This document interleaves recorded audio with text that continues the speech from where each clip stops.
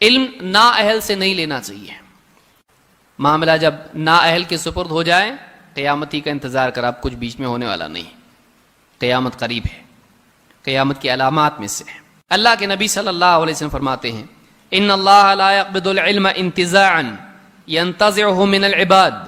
अल्लाह ताला इल्म को यूं ही नहीं ले लेगा कि तुमसे बंदों से छीन ले, वलाकिन यक़बिदुल इल्म बिक़ब्दिल उलमा, बल्कि अल्लाह ताला इल्म को लेगा एक एक उलमा के उठाने से।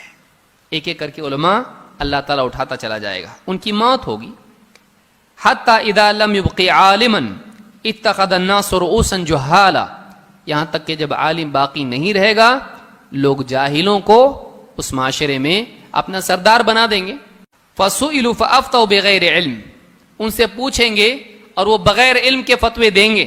फदल्लु व अदल्लु, खुद भी गुमराह होंगे, दूसरों को भी गुमराह